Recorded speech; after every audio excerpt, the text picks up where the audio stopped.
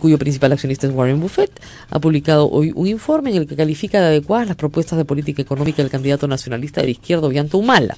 La compañía estadounidense parece querer contribuir a tranquilizar a los inversionistas internacionales que reaccionaron negativamente cuando hace un par de semanas los sondeos indicaban que este político tenía posibilidades de ser presidente del Perú.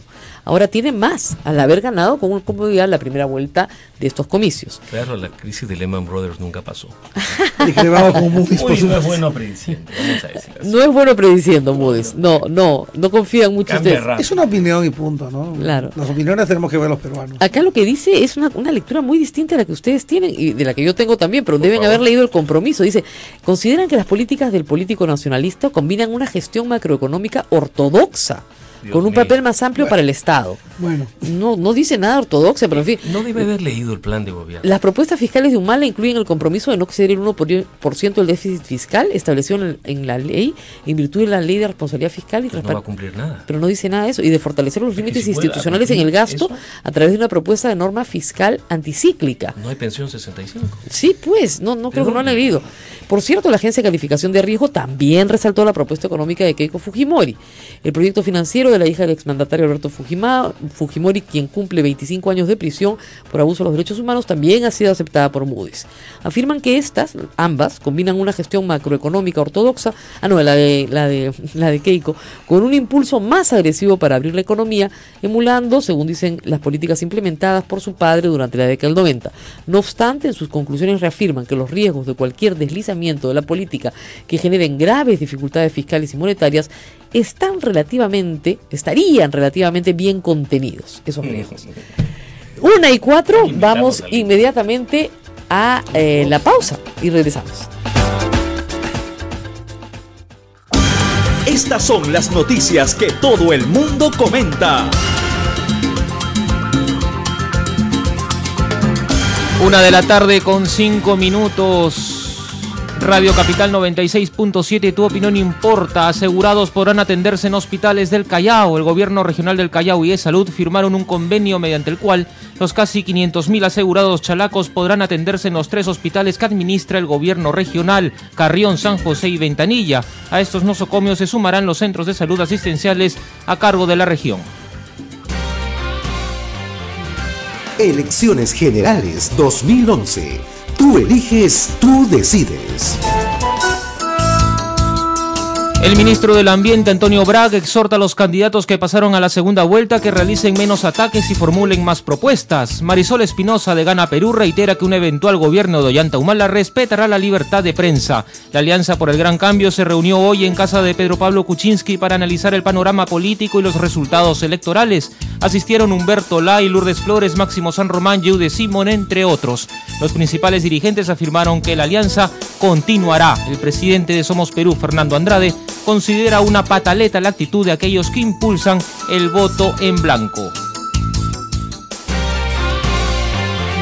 Esto fue Elecciones Generales 2011. Tú eliges, tú decides. Joana Castro con el reporte vial. Adelante, Joana. Muchas gracias. Les informamos que en el distrito de Miraflores el tránsito vehicular es intenso en la avenida Angamos, entre la avenida Arequipa y Paseo de la República en ambas direcciones. El panorama cambia en la avenida José Pardo, donde hay muy buen avance a partir del óvalo de Miraflores hasta Comandante Espinat, también en ambas vías. Soy Joana Castro en Radio Capital 96.7, tu opinión importa.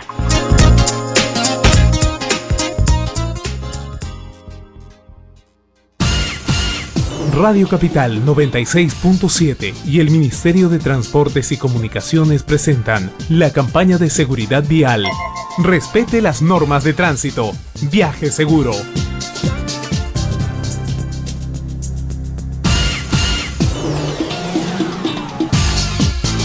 1:07 y estamos con el señor Lino Labarrera. Vamos a hablar del informe que nos trae del Ministerio de Transportes y Comunicaciones sobre un tema que hemos tratado muchas veces en este segmento, pero que ahora tenemos data para que ustedes, digamos, le den pues más importancia al tema que vamos a plantear. El uso de los puentes peatonales. Lamentablemente los limeños no aprendemos a usar puentes peatonales que salvan vidas.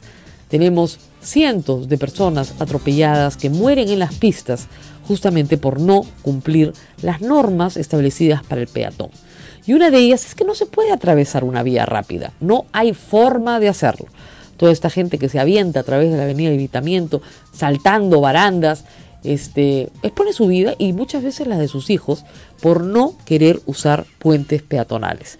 Muy bien, vamos a conversar un poco con el informe. ¿Cuáles son las conclusiones que tiene este informe? ¿Qué es lo que se ha analizado?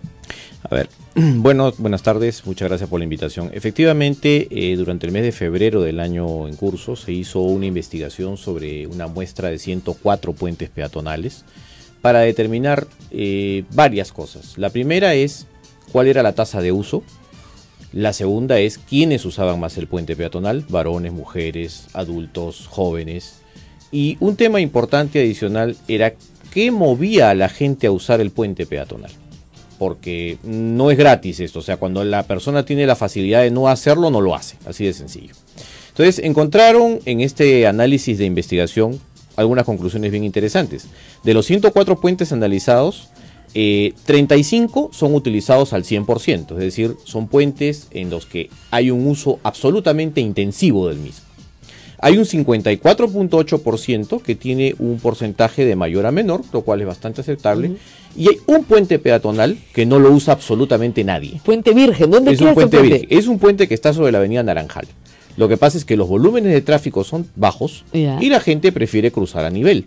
Simplemente el puente ha sido colocado ahí, presumo que en algún momento, producto de algún accidente, de estos reclamos ciudadanos donde la gente dice queremos un puente, colóquenos el puente y al final nadie lo usa, ¿no? Entonces ese puente no lo usa absolutamente nadie, ¿no? ¡Qué horror! Entonces así de sencillo. ¿Cuánto cuesta hacer un puente peatonal? Bueno, tiene que costar una inversión importante. Más o menos, promedio, un orden de Madrid, unos 100.000 soles. Probablemente un poco más, porque no estamos considerando los tiempos que demora. Hacer un puente peatonal es como hacer un proyecto de inversión que necesita SNIP, necesita todo. Así es. O sea, los tiempos de horas hombre trabajando para producir el puente peatonal en expedientes técnicos, en perfiles, papeleo y todo lo demás. De toda naturaleza, para que al final alguien simplemente decida no utilizarlo.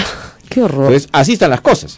Ahora, ¿qué consecuencias tiene esto? Acá nos da unos índices de uso. Ajá. Muy bien, pero ¿qué consecuencias tiene la falta de uso? Porque digamos, si el 50% usa el puente, el otro 50% va por abajo. Correcto. Y eso es importante por lo que refiere la gente de por qué usa el puente. Exacto. O cuáles son las causas que llevan a usar el puente. Las tres conclusiones a las que llega el estudio son las siguientes. Primero, cuando existe un separador central o una limitación física para cruzar por debajo. O sea, si no existiese, la gente pasaría por debajo. O sea, pero como existe, tiene que usar el puente obligado. Muy bien. Un segundo tema es que cuando el ancho de la vía es muy grande, o sea, demasiados carriles juntos, entonces dice, uy, acá corro peligro, mejor me voy por encima. Y ahora, no existiendo ni valla ni amplitud de carriles, cuando la velocidad de los vehículos es demasiada.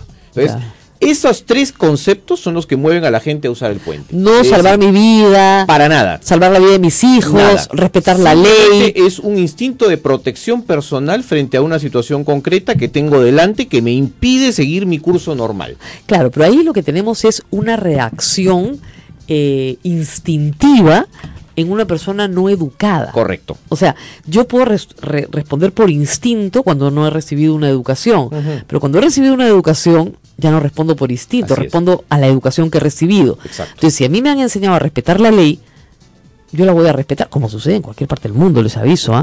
O sea, en otros países, un semáforo en rojo a las 3 de la mañana y no hay nadie. Nadie se lo cruza. Y nadie se lo cruza. No se les ocurre, porque es la ley. No, bueno, no tenemos ese instinto acá. Pero no todo está perdido, porque también el análisis revela una situación bien interesante. Los menores de 15 años tienen una tasa de uso de los puentes peatonales mayor que la de los adultos. ¡Qué bueno! Lo que quiere decir que la juventud, por lo menos, con este tema de la educación vial, con los mensajes que se le dan permanentemente, ha comenzado a pensar que evidentemente ya él tiene que autoprotegerse y no estar dependiendo de que el papá lo jale, lo trepe en el hombro y se lo cruce por la vía de evitamiento. Claro, entonces lo que hay es un problema de pereza, de subir las escaleras. Efectivamente. Pereza, básicamente. Y es importante también porque hay una situación bien rara, que es que en la hora punta la gente se arriesga más a cruzar por debajo que usar el puente. ¿Por qué? es una cosa extrañísima. O sea, están más apuraditos. Probablemente sí. Entonces, como tienen que tomar el transporte público o cualquier cosa, se cruzan a nivel en lugar de utilizar el puente peatonal. Ahora, la gente se queja de los puentes por dos razones. Además de la pereza, que nunca, yo creo que es una razón importante, hay el tema de la seguridad. Y el segundo asunto es efectivamente que para algunas personas discapacitadas, el puente representa una barrera física. De acuerdo. Entonces, hay esos dos problemas. Han puesto rampas en algunos puentes en Lima, pero es cierto que no todos las tienen. Y el otro tema es que te asaltan en el puente. Sí, hay mucha gente que pide túneles. Yo creo que el túnel te matan, pero en fin, en el puente por lo menos estás al aire libre, ¿no? Pero que sí, efectivamente, esos son los dos problemas centrales. ¿Qué piensan ustedes de eso? Ocurre, efectivamente es verdad. Hay un tema de seguridad, hay una agenda que debe ser trabajada por las municipalidades donde se encuentran estas vías. Lamentablemente la configuración vial de Lima es bastante extraña, ¿no? Las vías grandes, llamémoslas así para el sencillo conocimiento de la gente, son denominadas vías metropolitanas y están bajo control de la Municipalidad Provincial de Lima. Quiere decir que si un alcalde distrital le pone un dedo, ya puede ser acusado porque naturalmente estaría gastando dinero que no le corresponde. Entonces, obviamente, pero eso no obsta que ponga un sereno pues en ese sitio porque está protegiendo a su gente. O sea, es el hecho de que no invierta en repararla no quiere decir que no vigile la seguridad de sus vecinos. Entonces, yo creo que hay una agenda pendiente ahí que nadie asume, porque estamos en que a quién le toca, ¿no? Esa es un poco la lógica, mejor lo hago yo porque de repente me comprometo más o el otro se compromete menos. Acá el tema concreto es que el ciudadano no use el puente precisamente por un tema de seguridad. Y lo que refiere respecto de la agresividad del puente en cuanto a su construcción, es verdad, cuando uno va hacia otras ciudades en América Latina, así, muy lejos Bogotá o Santiago, los puentes son mucho más amigables, llamémoslo así, con rampas donde uno puede subir. Acá lamentablemente hacemos una escalera que una persona con una bicicleta no puede subir, para no hablar de una persona que tiene una discapacidad física. ¿Cómo trepa la bicicleta hasta arriba y la baja? Es imposible. Una persona anciana. A mí me ha tocado personalmente tener que subir a una persona que tenía discapacidad visual y yo he tenido que llevarla porque la persona estaba absolutamente desconcertada de cómo cruzar el puente. Muy bien, vamos a llamadas del público. Justamente estamos hablando del uso de puentes peatonales, una forma en la que usted puede salvar su vida y simplemente es despreciada por la mitad de los peatones de Lima, de acuerdo, más o menos, ¿no? En orden de magnitud a las cifras de este estudio. ¿Aló? Aló, buenos días. Sí, señor, lo escuchamos. Buenos días, me llamo Jesús Zárate, soy estudiante de la Universidad Marcos. Ahí en el caso de mi universidad, en todas las puertas no hay ni un puente peatonal. Imagínense a la hora que uno está apurado, de repente voy a tardar un examen o algo, uno cruza incluso como canguro, no sabe cómo cruzar porque la avenida Venezuela, la Colonial, pasan carros inmediatamente, incluso a mí yo mismo varias veces me he querido atropellar el carro y ha habido accidentes de estudiantes. Hay un puente que hay en el cruce de la avenida Venezuela con Universitaria que nadie lo transita, que está por gusto esa obra y en una de las puertas de la universidad y no es posible, porque incluso en la Católica, estamos allá, en cada puerta hay un puente, en la puerta de la pre de la misma Católica, estamos allá, hay puentes y solamente ni siquiera ponen policía para cruzar, solamente ponen policía cuando hay conciertos o algo por ahí. Muy bien, muchas gracias por la llamada. Otra llamada más. ¿Aló? ¿Aló? Sí, señora. ¿Aló? Hola, habla Karina de Villa María del Triunfo. Llamo por el diseño que tienen nuestros puentes. En otros países los puentes no son tan altos porque cuando pasa la vía es la que baja un poco. Si yo subí un puente peatonal es como ir a un tercer piso. Yo tengo 35 años y me cuesta y me agito. Yo me imagino cómo se da pues la gente mayor, anciana, es terrible. O sea, ¿por qué los hacen tan alto? ¿Y por qué no bajas mejor la vía? Bajas la vía y ya no lo tienes que hacer tan alto el puente y es más fácil. Muy bien, muchas gracias por su llamada. Y ahí tenemos dos llamadas para nuestro invitado, el señor Lino Labarrera. Bueno, lo que mencionan las dos personas es sumamente interesante y obedecen a una situación concreta y es que nosotros no planificamos. Si nosotros planificásemos una vía donde sabemos que existe un volumen de tráfico peatonal y tenemos que colocar el puente, lo que dice la segunda oyente es totalmente cierto. Deprimo un poco la vía y naturalmente a partir de eso el puente no resulta tan agresivo. Pero los puentes son colocados de alguna manera un poco por necesidades surgidas después de haber hecho la vía. O sea, siempre pensamos las vías en sentido de carros y no de personas.